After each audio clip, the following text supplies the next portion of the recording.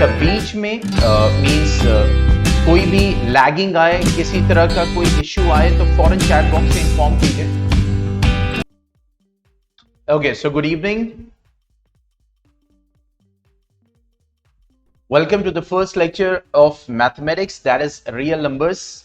तो पहला chapter real numbers है और आज इसका फर्स्ट लेक्चर है।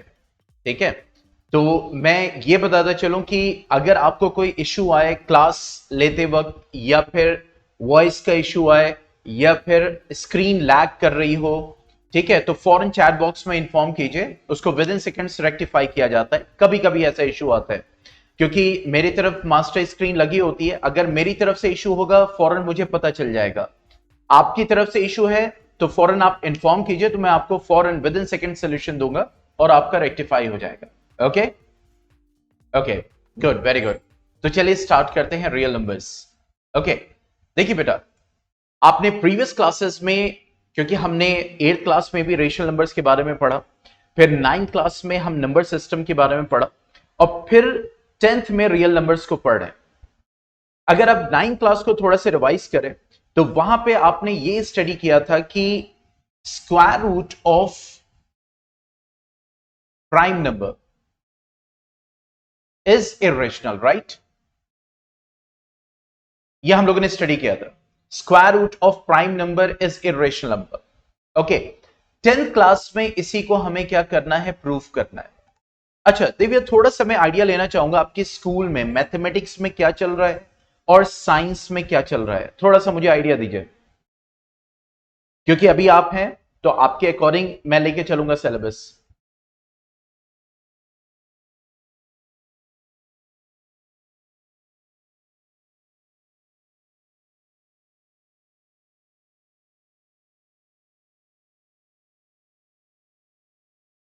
चैप्टर 5 अरिथमेटिक प्रोग्रेशन, पहले वो स्टार्ट किया उन लोगों ने।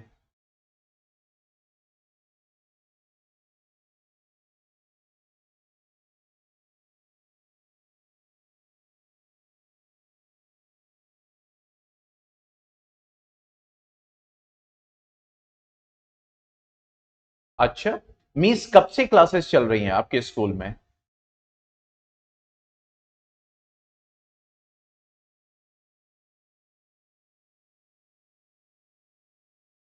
फर्स्ट अप्रैल, 18 दिन में मतलब 1.5 चैप्टर कंप्लीट कर दिया और रियल नंबर नहीं पढ़ाया?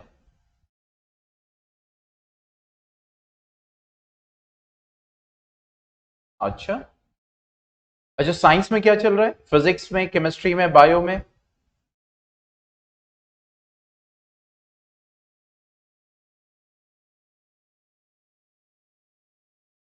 Chapter light, okay. चलिए फिजिक्स में वही हम स्टार्ट करेंगे थर्सडे से।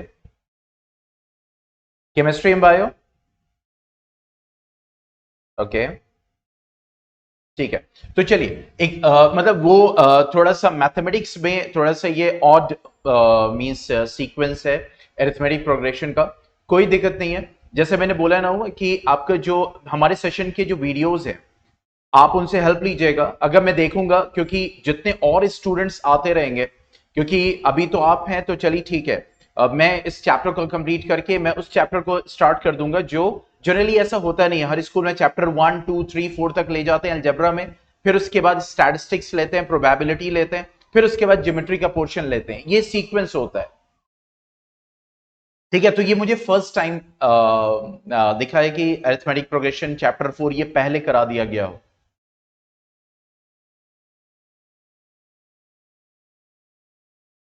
ठीक है, तो उन वीडियो से हेल्प लीजिएगा, कोई डाउट होगा तो डाउट पूछिएगा, डाउट आवर्स को अटेंड कीजिएगा, फिर हम देखते हैं कि इसको कैसे हम प्रोसीड कर सकते हैं।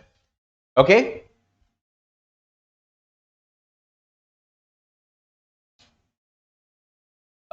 Means related to what, means ये एग्जैक्टली बेटा, रियल नंबर्स के बाद ही तो आप बढ़ेंगे, आप पेयर ऑफ लीनियर इक्वेशन पे बढ़ेंगे, आप एपी पे बढ़ेंगे।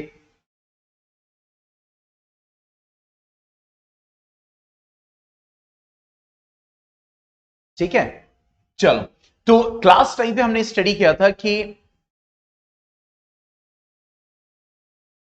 यस, देखिए क्लास 9 से आपके एपी को छोड़ के, ट्रिग्नोमेट्री को छोड़ के सर्कल्स हो गया, ठीक है, उसके बाद आपका ट्राइंगल्स हो गया, फिर उसके बाद आपका रियल नंबर्स हो गया, पॉलिनोमियल्स हो गया, कोऑर्डिनेट ज्योमेट्री हो गया, ये सब रिलेटेड है।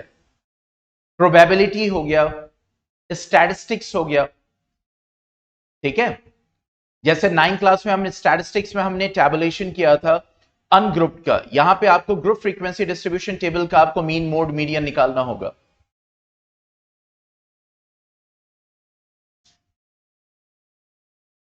ओके ओके, तो प्राइम नंबर इर्रेशनल नंबर होता है, means square root of prime number irrational number होता है, उसी का प्रूफ हमें यहां पे करना है। 9th में हमने स्टडी किया था square root of prime number is irrational number, वो हमें स्टडी करना है।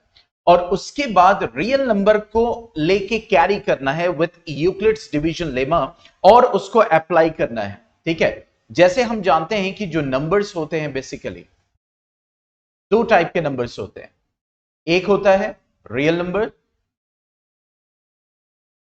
और एक होता है इमेजिनरी नंबर। ये सब आप +2 में अगर आप मैथमेटिक्स लेंगे तो वहां पे आपको कॉम्प्लेक्स नंबर्स मिलेंगे, इमेजिनरी नंबर्स मिलेंगे, ये सारी चीजें होंगी, ठीक है। तो रियल नंबर्स बेसिकली वो नंबर्स होते हैं जो नंबर लाइन पे हम क्या कर सकते हैं, रिप्रेजेंट कर सकते हैं, ठीक है। रियल नंबर्स की बात करें तो दो तरह के रियल नंबर्स होते हैं, one is rational number and one is irrational number, ठीक है। रेशनल नंबर की तीन कंडीशंस होती हैं, which can be represented in the form of p by q. p and q must be integer and q is not equal to 0. So that is rational number. Or irrational number which cannot be represented in the form of p by q. That is considered to be the irrational number. Okay. Now this rational number is divided into two. That is integers and fractions. Okay, if you go for the integers, it is divided into, that is 0, or you can say negative numbers and whole numbers. And this whole number is divided into 0 and natural number. This one. Okay, तो ये पूरा real number का एक tree है basically, जहां पे natural number, zero, whole number, negative numbers, integers, fractions, rationals, irrationals, सब के सब रियल नंबर कैटेगरी में लाई करते हैं। If we say that every real number is irrational number, this statement will be true or false?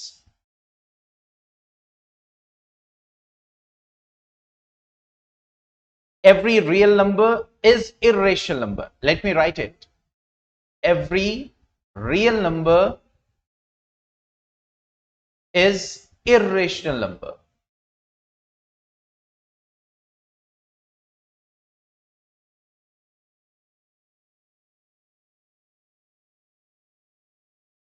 You want to change your answer?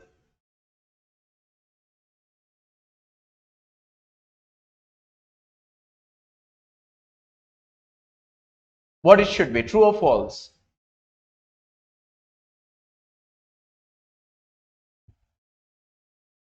Yes, very good, excellent. That is false. And if you say every natural number is real number? True, very good, excellent. Okay, तो ये हमने study किया, अब इसी को लेके अब आगे बढ़ते हैं, स्टार्ट करते हैं यूक्लिड्स डिवीजन लेमा से। Euclid's division lemma.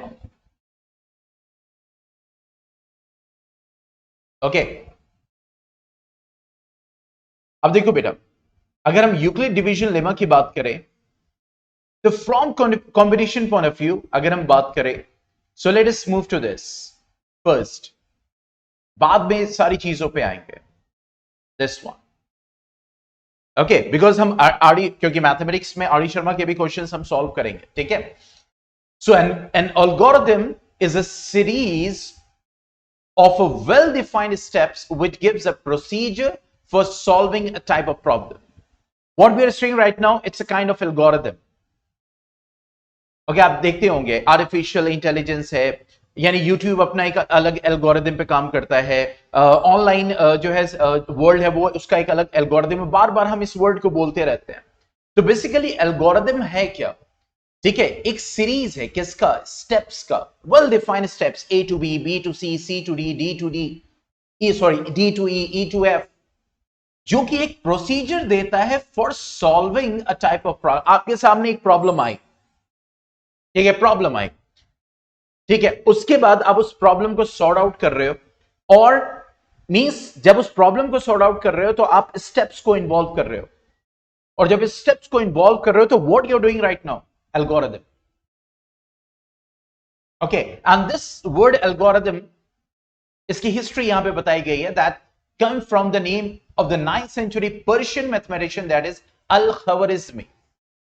And even the word algebra is derived from a book he called Hisab al-Jabr wal-Muqabla. Means this was the name of his book, that is Hisab al-Jabr wal-Muqabla. वहां से जबर Arabic word, फिर वहां से algebra आया। तो हम जो ये पढ़ रहे हैं किसका पार्ट है? अलजबरा का। जो भी हम इक्वेशंस, कैलकुलेशन, ये सारी चीजें अलजबरा में आती है, ठीक है। और लेमा की अगर हम बात करें तो that is a proven. What is lemma? देखो, लेमा का एक और लिटरल टर्म होता है, मैं आपको बताऊं,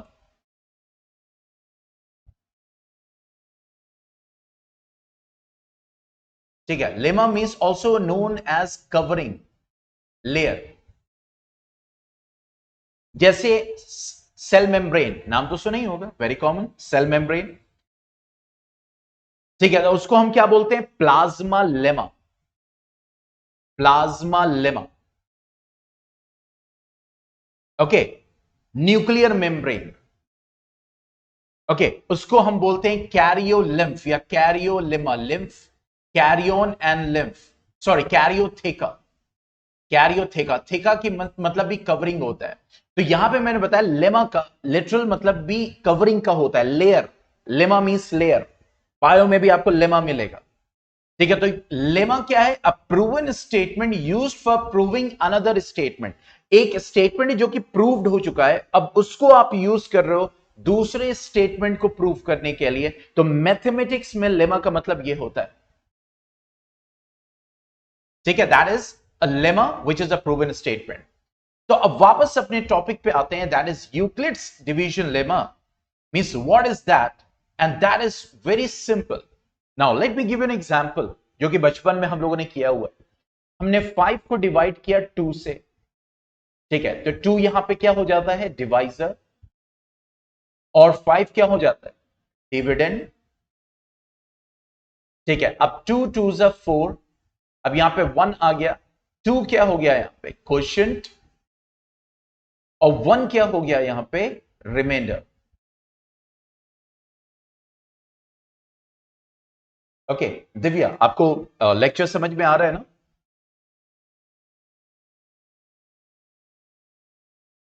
गुड, ओके। तो अब ये हम लोग बचपन से कर रहे हैं। अब इसको जब हम एक्सप्रेशन फॉर्म में लिखते हैं तो जनरली क्या होता है कि dividend is equal to divisor into quotient plus remainder, ये होता है, ठीक है।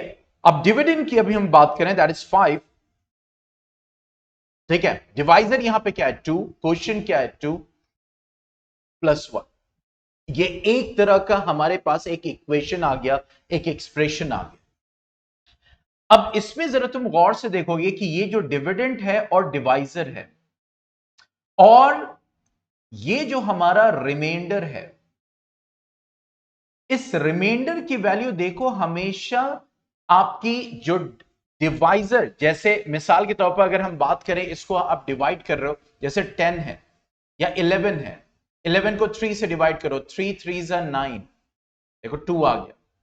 तो इसकी वैल्यू जो है इससे हमेशा कम रहेगी। सॉरी, ये मेरे सर के पीछे चला गया, ओके, बोर्ड मेरे सर के पीछे चला गया, ओके। तो देखो यहां जो रिमाइंडर है, इसकी वैल्यू हमेशा उससे कम रहेगी, डिवाइजर से कम रहेगी, ठीक है। तो यूक्लिड्स डिवीजन लेमा एग्जैक्टली यही है। वो क्या कहता है? लेट अस सी, वो ये कहता है given positive integers a and b, दो पॉजिटिव इंटीजर्स दिए गए हैं ए एंड बी, दो पॉजिटिव इंटीजर्स दिए गए हैं ए एंड बी, और इस तरीके से that there exist a unique integers q and r, यानी इन दोनों के बीच में क्यू एंड आर दो यूनिक इंटीजर्स एग्जिस्ट करते हैं। देखो ए और बी अगर 5 और 2 लो तो ये वाला 2 और ये 1 इस 5 और 2 से रिलेटेड है या नहीं है?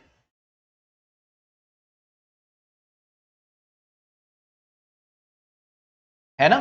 तो इसका मतलब इस 2 और इस 1 का इस 5 और 2 से रिलेशन है, और ये वहीं से निकल के आ रहा है।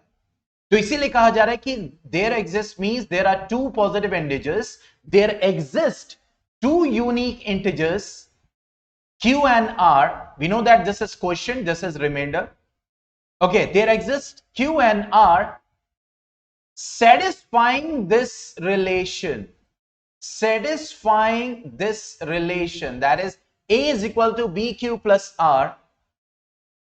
Okay, such that r could be greater than 0 or equal to 0, but it will be always c less than b.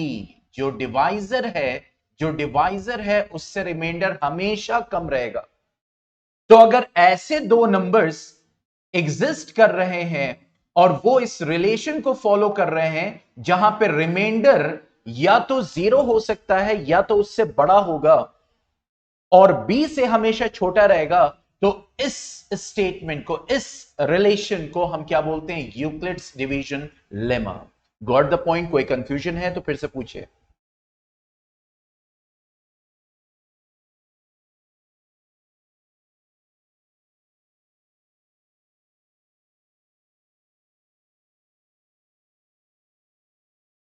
Okay, very good.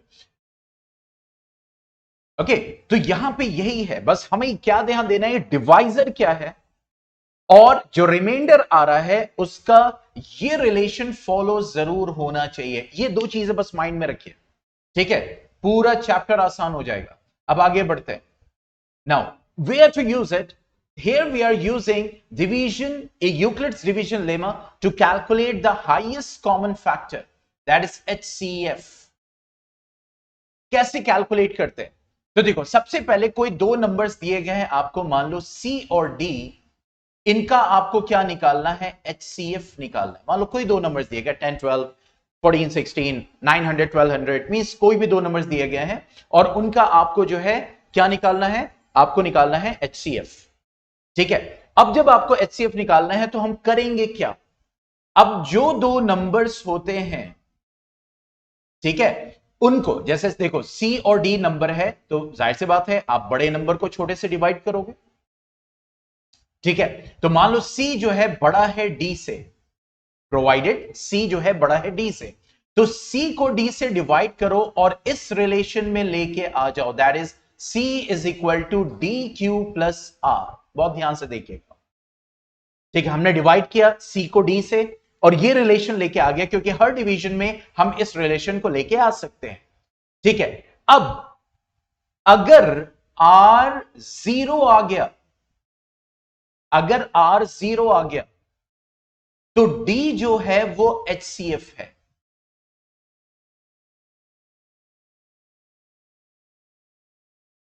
Point समझ में आ गया? अगर R 0 आ गया तो D जो है वो HCF है, और अगर R 0 नहीं आया, यानी आपने डिवाइड किया R 0 नहीं आया, तो हम फिर डिवीजन को कंटिन्यू करेंगे। क्या करेंगे? अब हम क्या लेंगे? ये जो D और R था इस पे अप्लाई करेंगे, यानी अब D को डिवाइड करेंगे किससे? R से, जो उस वक्त आया होगा, और फिर उसके बाद इक्वेशन क्रिएट करेंगे, और फिर अगर R 0 आ गया तो उसका जो डिवाइजर है वो HCF है। अगर R 0 नहीं आया फिर कंटिन्यू करेंगे तब तक जब तक कि R 0 नहीं मिल जाता। Got the point?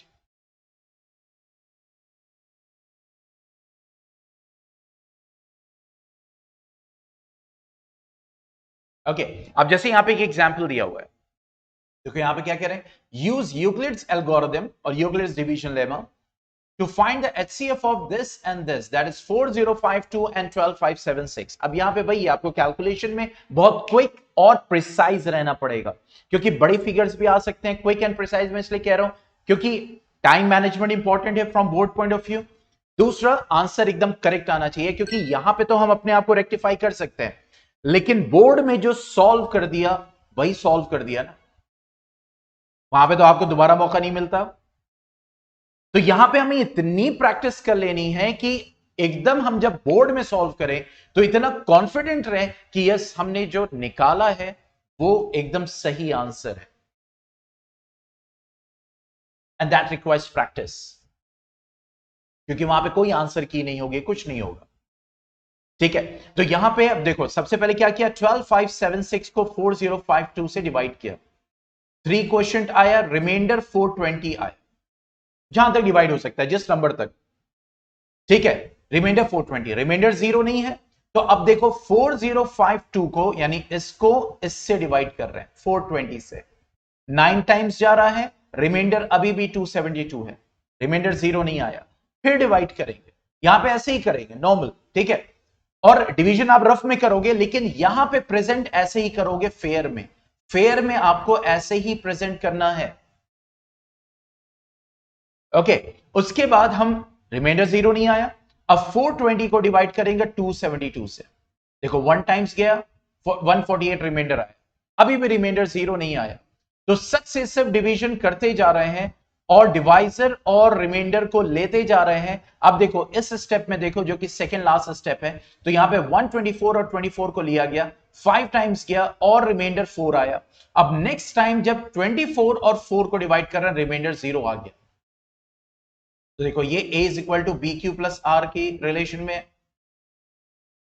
ठीक है, तो देखो जब r 0 आ गया तो b डिवाइजर है, तो यहां, सॉरी, b डिवाइजर है और b HCF है, तो HCF यहां पे क्या हो जाएगा, 4, यानी HCF ऑफ, ये हमारा फाइनल स्टेटमेंट हो गया, therefore HCF of 12576 and 4052 is 4।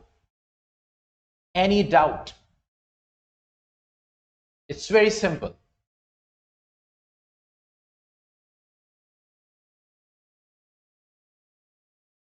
Okay, तो रेडी हो जाइए अपनी पेन कॉपी के साथ। देखिए, जब भी मैं सॉल्व करवाता हूं, proper solution, no shortcuts, proper solution मुझे चाहिए। बस ये समझिए आप बोर्ड में कर रहे हो ये। ठीक है, जल्दी से मुझे ये फर्स्ट पार्ट सॉल्व करके नीट एंड क्लीन वर्क मुझे टेलीग्राम कीजिए, I am waiting.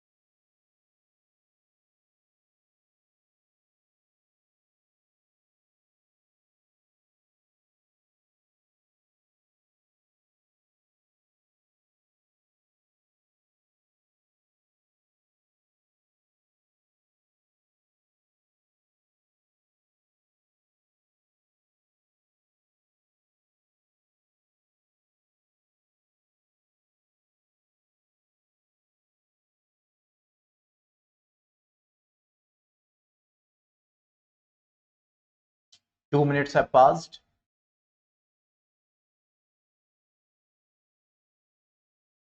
It's a 4-minute question.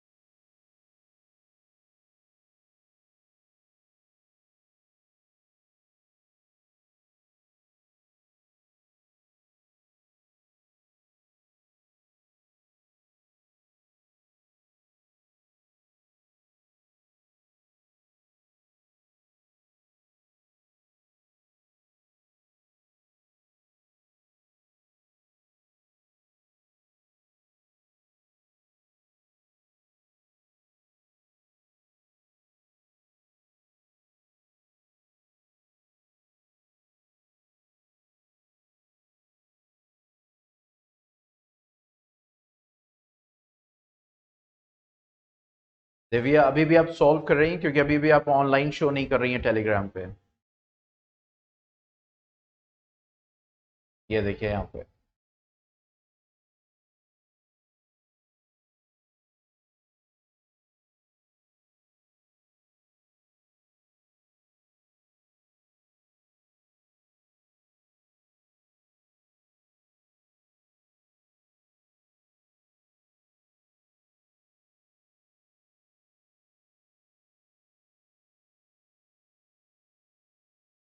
या yes Divya Sen. Very nice animation.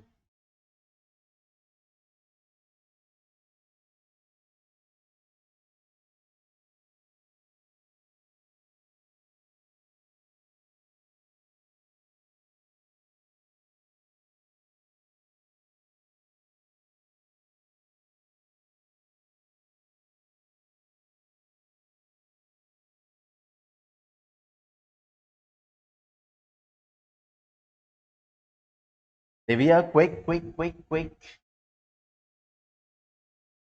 या okay got it. Okay, excellent work. So it's neat and tidy.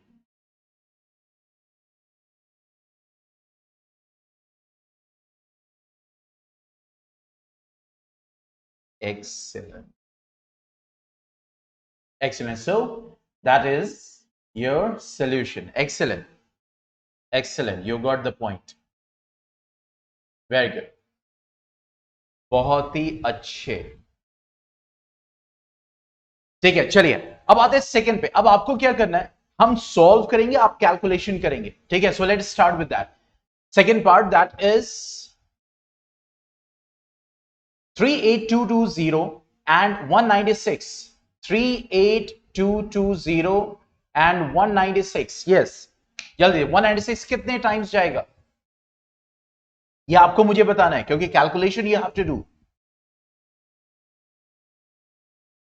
कितने टाइम्स जाएगा और क्या reminder होगा।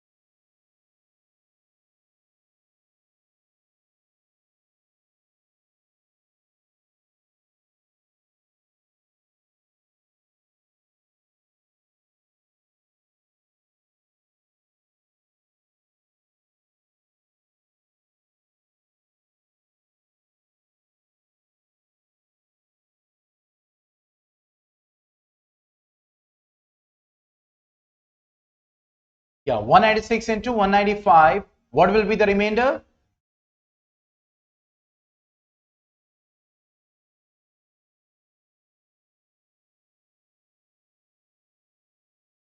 Yes, that will be 0. तो यहां पे फर्स्ट स्टेप पे ही हमारा आ गया। तो यहाँ पे HCF क्या होगा, दैट वी विल राइट, मैं सिर्फ टाइम को सेव करने के लिए, हमारा HCF क्या हो जाएगा यहाँ पे 196। Got the point? First step पे ही आ गया। ओके, अब ये जो थर्ड होगा ये असाइनमेंट में जाएगा। ओके, चलिए आगे बढ़ते हैं। कमिंग टू द नेक्स्ट, तो कैसे हमें एचसीएफ निकालना है यूक्लिड्स डिवीजन लेमा से, ये हमने सीख लिया। अब आते हैं नेक्स्ट, ये बहुत ही इंपॉर्टेंट है, बहुत ही इंटरेस्टिंग है, जस्ट लाइक गेम। अब देखो, अब जैसे यहां पे पहले क्वेश्चन को देखते हैं। Show that every positive even integer is of the form 2q and that every odd integer is of the form 2q plus 1। तो इसके लिए जरा फिर से समझते हैं कि यूक्लिड्स डिवीजन लेमा क्या कहता है कि a is equal to b q plus r, जहां पे ये दोनों क्या थे? Positive integers. ठीक है, अच्छा, पॉजिटिव इंटीजर्स इवन भी हो सकते हैं, ऑड भी हो सकते हैं। ओके, अब यहां पे डिफरेंट डिफरेंट सिचुएशन आपको दी जा रही है। ये कहा जा रहा है कि मान लो ये जो a है ये एक पॉजिटिव इवन इंटीजर है, मान लो ये a है ये एक पॉजिटिव ऑड इंटीजर है। तो हमें कैसे पता चलता है? डू यू नो, आपको पता है कि कैसे हमें पता चलता है कि यहां पे लिखा तो है नहीं कि ये 5 है या 10 है या 11 है कि हम देख के बता दें। तो किससे हम पता करते हैं कि जो ये इंटीजर है ये ऑड है या इवन?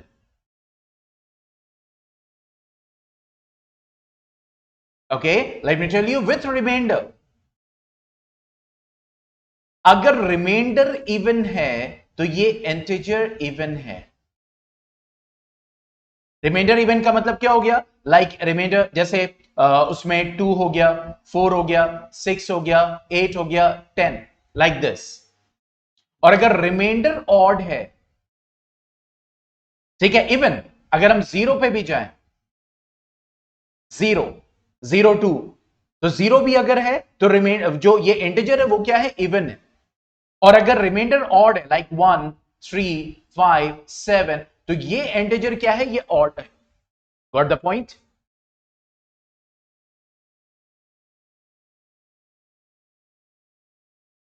ओके, अब देखो यहां पे यही कह रहा है ना, show that every positive even integer is of the form 2q and every positive odd integer is of the form 2q plus 1. Okay, now we know that any integer can be written in the form of a b is equal to bq plus r, where r is less than or equal to 0 and less than, sorry, greater than or equal to 0 and less than b. ये हमारा एक general relation है जो हमें पता है। ठीक है, तो अब देखो यहां पे हमने a सपोज किया, a कोई एक पॉजिटिव इंटीजर है, कोई एक पॉजिटिव इंटीजर, वो ऑड भी हो सकता है, इवन भी हो सकता है। Let a be any positive integer and b is equal to 2। अब आप कहेंगे सर हमने b 2 ही क्यों सेलेक्ट किया? बेटा आप यहां पे देखो गौर से कि जब हम लिख रहे हैं कि a is equal to b q plus r है, ठीक है, तो यहां पे ये जो डिवाइजर है जरा गौर से देखो, ये इस रिलेशन को फॉलो कर रहा है, 2q प्लस 1, 2q है तो इसको हम ऐसे लिख सकते हैं 2q प्लस 0। ठीक है, तो इसका मतलब ये जो यहां पे 2 है, ये जो 2 है, it's actually the b, it's actually the b। तो यहां पे हमने सपोज किया let a be any positive integer, any positive, अभी ऑड इवन नहीं लगा रहे, positive integer and value of b is equal to 2। कहां से लिया? ये जो रिलेशन ऑलरेडी यहां पे दिया हुआ था 2q प्लस 1 एंड 2q, तो यहां से b की वैल्यू।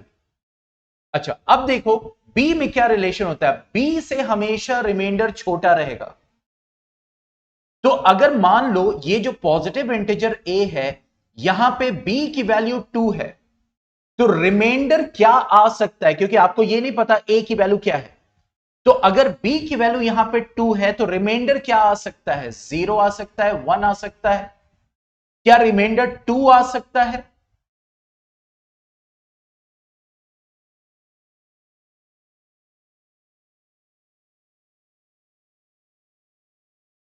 नहीं आ सकता ना। तो इसका मतलब अगर b 2 है तो रिमाइंडर 0 हो सकता है या 1 हो सकता है।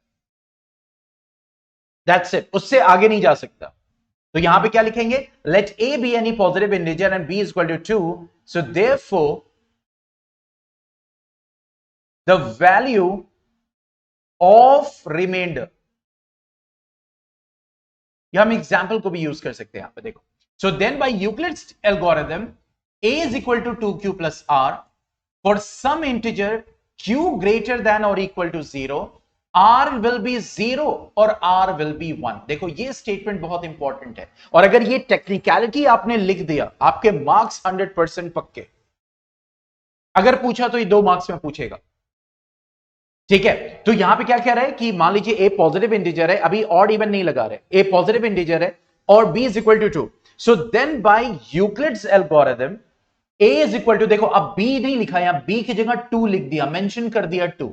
देन बाय यूक्लिड्स एल्गोरिथम ए जो है वो 2q प्लस आर के फॉर्म में लिखा जा सकता है फॉर सम इंटीजर q जिसकी वैल्यू 0 या फिर उससे बड़ी होगी, और r की वैल्यू क्या हो सकती है, 0 हो सकती है या 1 हो सकती है। क्यों? क्योंकि बिकॉज ये रिलेशन होता है यूक्लिड्स डिवीजन लेमा में, that is r is greater than or equal to 0 and less than b, that is 2। इस वजह से r 0 या 1 होगा। सो अब जब r 0 या 1 होगा तो इंटीजर क्या है, 2q प्लस r है, ठीक है। If r is equal to 0 तो क्या हो जाएगा, ये एक्सप्रेशन क्या बन जाएगा, a is equal to 2q, क्योंकि r की जगह 0 है, ठीक है। And if r is equal to 1 तो ये एक्सप्रेशन क्या हो जाएगा, 2q, r की जगह हम 1 लिख देंगे, 2q प्लस 1।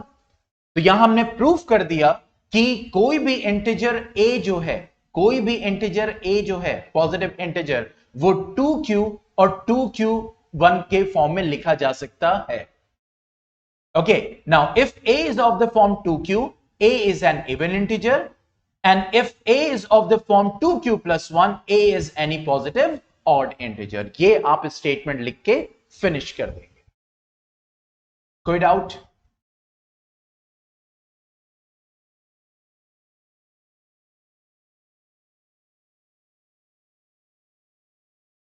अभी भी कोई भी डाउट जरा सा भी दिमाग में है?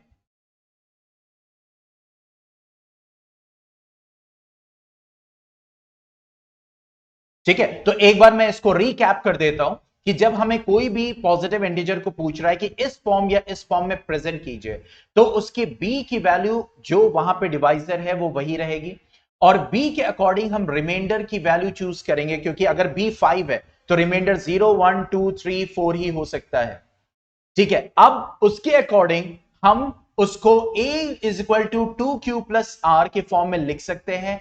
r को अगर 0 लिया तो a 2q हो जाएगा, r को 1 लिया रिमाइंडर 1 हो जाएगा, यानी एक्सप्रेशन 2q प्लस 1 हो जाएगा, और 2q हमारा इवन इंटीजर है और 2q प्लस हमारा ऑड इंटीजर है। तो इस क्वेश्चन को जब सॉल्व करते हैं तो ये कुछ टेक्निकलिटीज है, इसमें से इस वाले में आप स्टेटमेंट को रिड्यूस कर सकते हैं, जरूरी नहीं कि पूरा स्टेटमेंट लिखें, ठीक है। हाँ, लेकिन ये जो ये वाले से लेकर यहां तक है, ठीक है। और मैं आपसे ये भी कहूंगा, ये वाला जो स्टेटमेंट है, so a is equal to 2q is equal to 2q plus 1, ये आप इस फॉर्म में भी प्रेजेंट कर सकते हैं to make it more clear for the teacher. Okay, तो ये वाला जो स्टेटमेंट है यहां से लेकर यहां तक, ये टेक्निकलिटी आपको इंक्लूड रखनी है अपने सॉल्यूशन में। यहां पे आप थोड़ा सा उसको अलग अलग लिख सकते हैं, if r is equal to 0, if r is equal to 1, if r is equal to 2, ताकि और क्लियर हो जाए। और लास्ट वाला स्टेटमेंट इसको यहां पूरा लिखने की जरूरत नहीं है, बस आप ये लिख सकते हैं, yes the positive even integer can be written in the form of 2q and the positive odd integer can be written in the form of 2q plus 1। Okay, ठीक है। तो अब इट्स अबाउट टू फिनिश, क्योंकि यहां पे class अब finish होने वाली है, तो कल आप कंटिन्यू करेंगे इसी को लेके, जहां पे आपका जो असाइनमेंट रहेगा मैं उसको मेंशन कर दूंगा असाइनमेंट में, that will be third part and question number 2। Okay, try कीजिएगा, ठीक है। अगर हो गया क्वेश्चन नंबर 2 तब और आगे बढ़ जाएंगे, इसके एप्लीकेशन पे आ जाएंगे। ओके, असाइनमेंट सेक्शन में अपलोड होगा, और असाइनमेंट की डेडलाइन होती है नेक्स्ट डे रात के 12 बजे तक।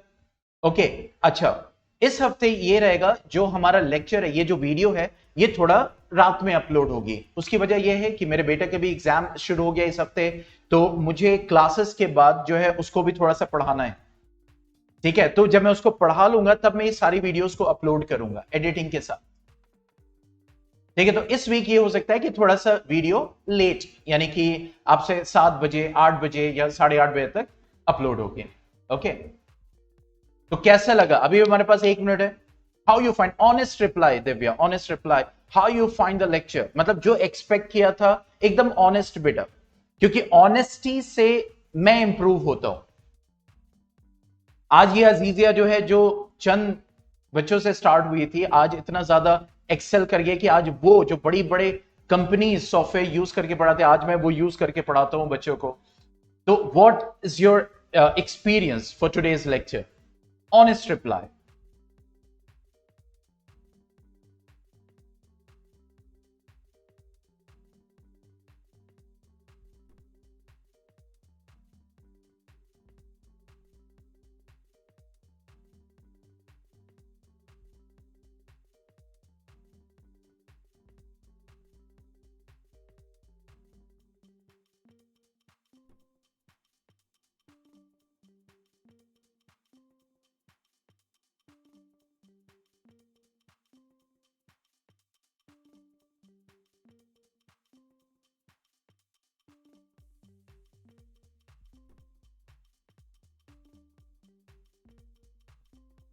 Oh, great. That's a great compliment for me. Inshallah, you will experience more in future. अच्छा, ये देखिए, जो क्लासेस इंटरैक्टिव होती हैं, आपको लगा कहीं इंटरैक्शन में लॉस था? और ये पता है बेटा, चाहे 1 बच्चे हो चाहे 20 बच्चे हो, लेक्चर सेम होता है, सेम एनर्जी, सेम इंटरैक्शन।